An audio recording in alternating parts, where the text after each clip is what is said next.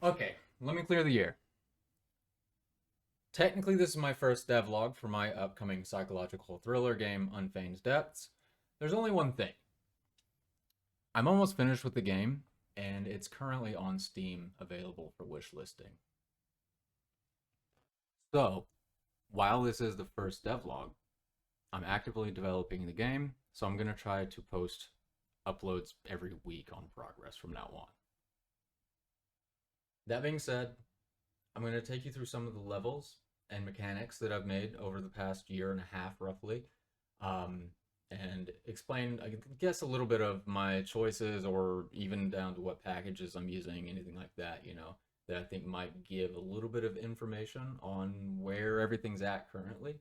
One thing though, please keep in mind that some of what you're going to see is still alpha, but a lot of it is actually release ready. So, here's your spoiler alert. This might and probably will spoil some of the game for you later whenever you play it. You've been warned. So, without further ado, here is 1.5 years of development on Unfeigned Depths. Enjoy. First up is the player's apartment. This is where the game starts, and they'll end up coming back here quite frequently for certain sequences or events throughout the game. This started as the BFW Archviz apartment, and I just adapted it to be what I needed it to be.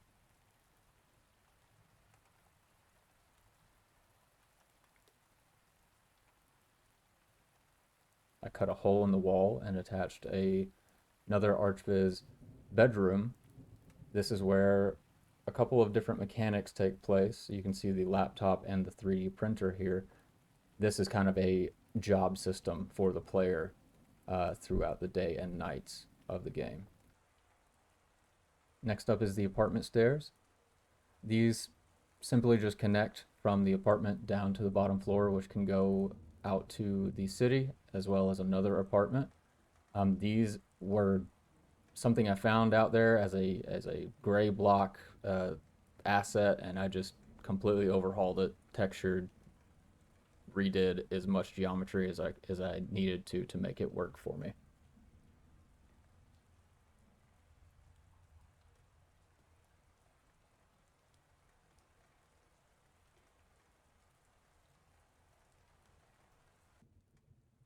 Next up is Rhonda's apartment. This can be accessed by the apartment stairs as well, but this is actually a locked area for the player to discover how to get in.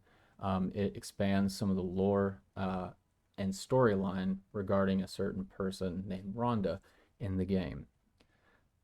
The game is completely beatable, playable all the way through without discovering all of this extra stuff.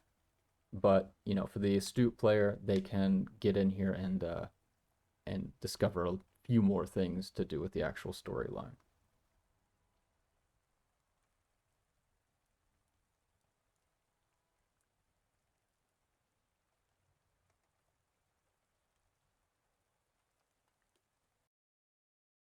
Next is the downtown area.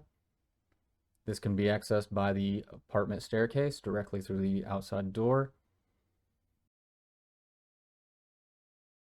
This level took me the longest, I would say, to do, just due to my extreme detail here and there, and because I'm not very good with 3D modeling, so I ended up using things like Unity's Pro Builder, which is not horrible, but those of you that have used it understand what kind of complications can happen there.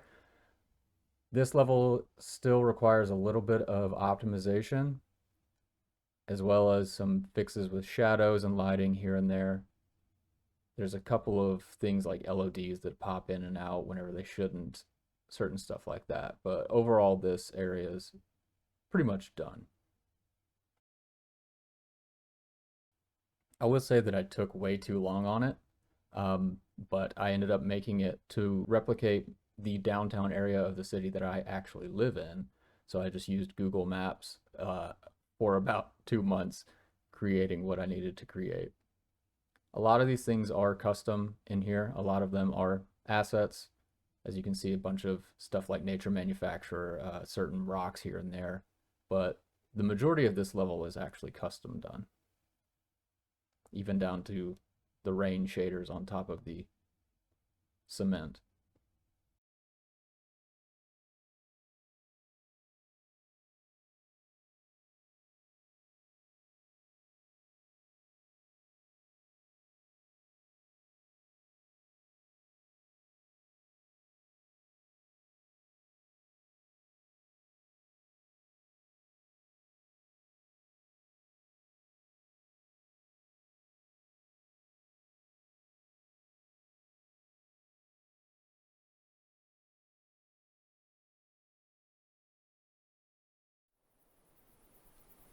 Next up is the forest.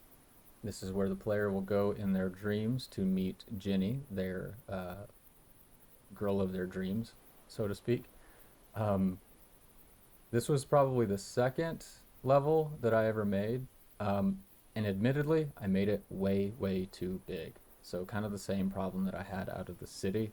But I'm trying to fill it with certain things here and there that won't detract too much from the story.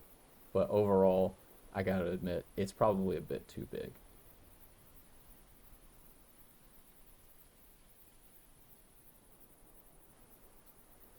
I was really happy with the way a lot of these things turned out, especially with some of the post processing over top of the actual video. I think it looks pretty good overall.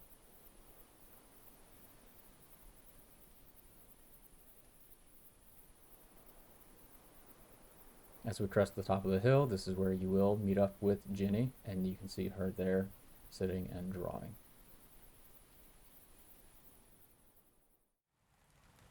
Next is the utility tunnels. I was really happy with the way that this area turned out. I thought it had a really nice, damp, creepy vibe to it. And so this is a later portion of the game where the player will end up kind of straying away from the main areas that they are used to.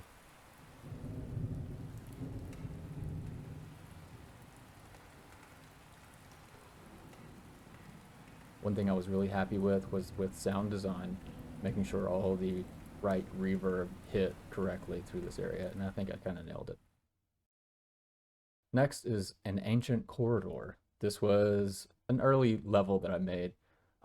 Overall, it needed a lot of optimization, a lot of tweaking. You know, I was still learning, but overall, it turned out really good, and it fits what I need it to be. Next is a hellscape. This comes very late stage in the game, near the end. But surprisingly enough, this is actually an area that is not always accessible to the player and depends on them kind of accepting a dynamic event, um, something that can happen. And if they respond to it correctly, eventually they will find themselves here amongst large crowds of damned souls. As you can probably tell, a lot of this is still kind of beta alpha-ish. Some of the models here that I've got using, they're just copy paste kinds of things, just as placeholders. Some of the geometry isn't the way that I would want it yet, but overall, I think you can get the kind of vibe that I'm going for here.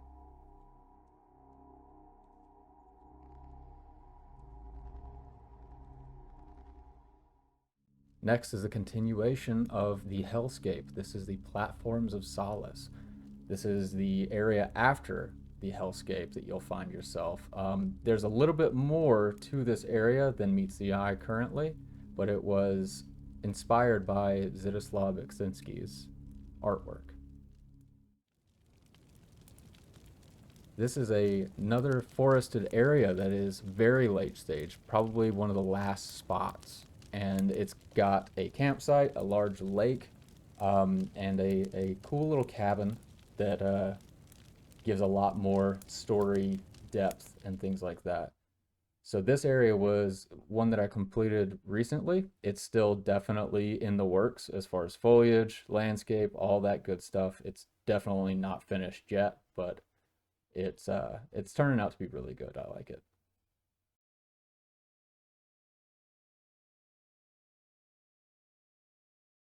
One thing I'll note is the cabin and this woodshed are custom made. So I made those and I am really happy with the way they turned out. I'm trying my hardest to get better with model creation and things like that. Not perfect, but I think these turned out really well.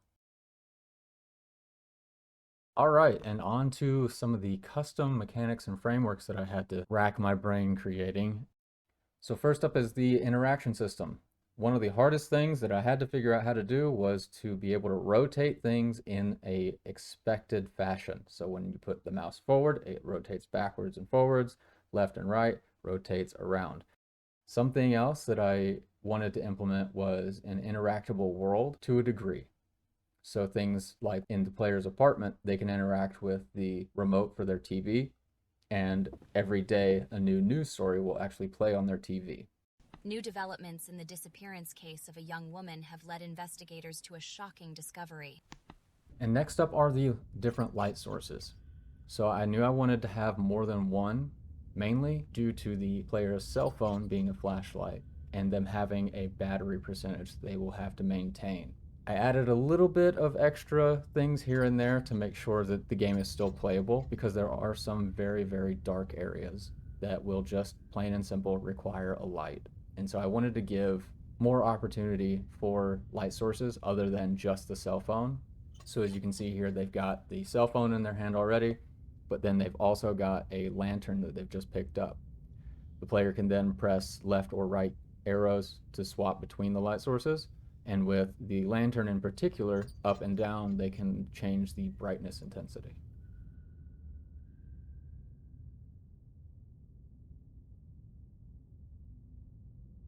Next is the dialogue and captioning. This one was really difficult to figure out, and it's basically driven off of JSON documents that contain all of the dialogue scripts, all the sentencing, the actors, the delay times, everything like that.